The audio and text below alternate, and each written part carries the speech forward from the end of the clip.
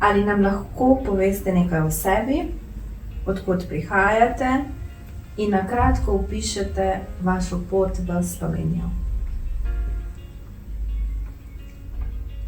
Jaz sem Malik Buzidi, prihajam iz Tunizije.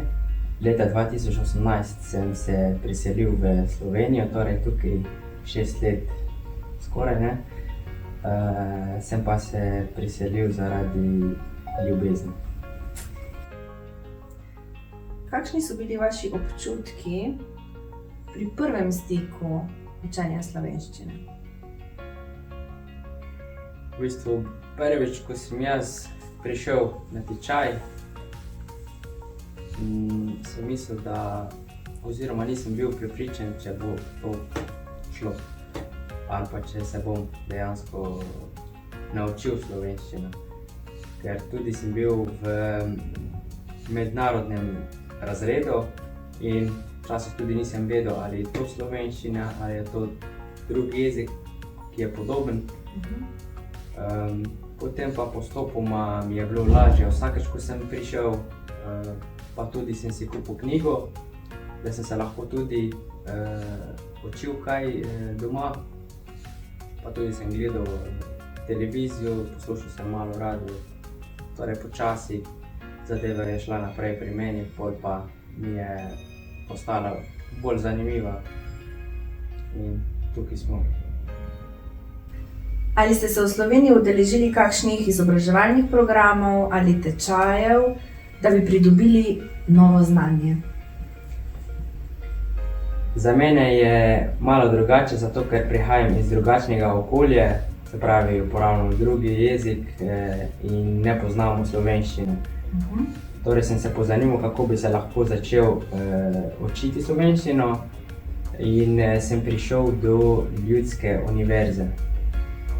In sem začel pri delavnicah sodelovati za 3 mesece.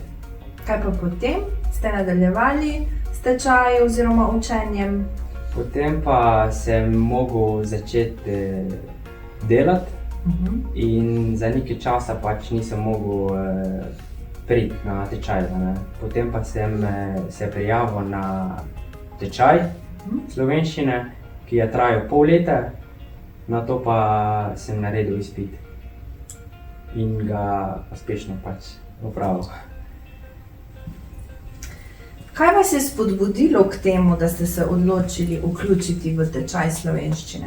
Ali so kakšni posebni razlogi? V bistvu sem v drugi državi in me je malo motilo, da ko sem šel v trgovino ali pa ko sem bil v službi med ljudmi, da nisem razumel jezike. Torej, za mene je bilo to obvezno, da se učim slovenščino, da lahko tudi razumem druge ljudi in lahko tudi se hecam, delam, grem sam v trgovino in tako naprej.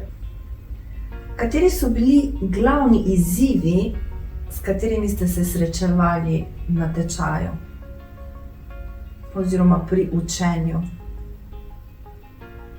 Izzivi, jaz bi rekel, da čisto na začetku, ker sem mogel se učiti jezik oziroma osnovne stvari jezika, se pravi glagole in tako naprej.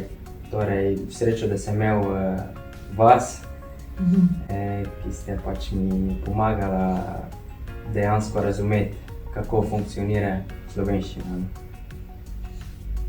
Kako ste pa usklajevali tečaj oziroma obiskovanje tečaja in pa službo? Rekli ste, da ste tudi v službo hodili. Ja, tako. Torej, takrat sem imel 3-izmensko delo in z Ljudsko univerzo smo se dogovorili, da tako bomo organizirali pač tečaj za mene oziroma prilagoditi čas za mene ali dopoldne ali popoldne in sem zahvaležen za to. Ali imate kakšen nasvet za tiste, ki se želijo učiti? Mislim, če se želiš učiti, moraš tudi izkoristiti jezik vsak dan in Moj nasvet je, da ne smeš se bati govoriti slovenščine in ne smeš se bati tudi delati napake. Mislim, te ne sme biti sram, ker na napakah dejansko se učimo. Ali se je vaša pot za učenje oziroma pridobivanje novega znanja ob koncu tečaja končala? Mislim, ljudi do konca lajfa bomo se učili, vedno je nekaj novega.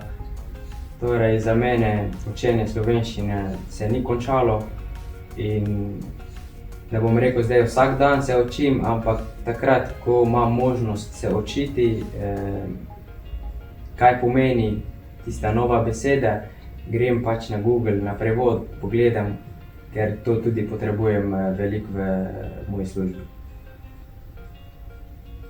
Kakšen nasvet bi dali tistim kolegom, priseljencem, ki sedaj prihajajo v Slovenijo? Spravi svoje lastne izkušnje, kakšen nasvet bi jim dali? Moj nasvet je, da čim več slovenščine v Sloveniji, da lahko dejansko se učiš. Ko grem ven iz Slovenije, pa začnem, naprimer, če imam kakšni, ne vem, sestanek v angleščini, Ja? pa začnem razmišljati o angleščini, ampak še vedno tu zadaj, takoj nazaj na slovensko. Dejansko jaz imam težave zdaj se pogovarjati z mojimi kolegami v Tuniziji, ker imam težave zdaj arabščino govoriti. Dejansko jaz imam težave zdaj, če govorim oziroma se pogovarjam s svojimi kolegami v tipičnih temami, tipičnih temih, tako se reče, temah. V tipičnih temah dejansko imam težave, če grem izven okvirja, se pogovarjati v svojem jeziku, ker dejansko ful sem se vključil tukaj in samo veliko razmišljam v slovensko.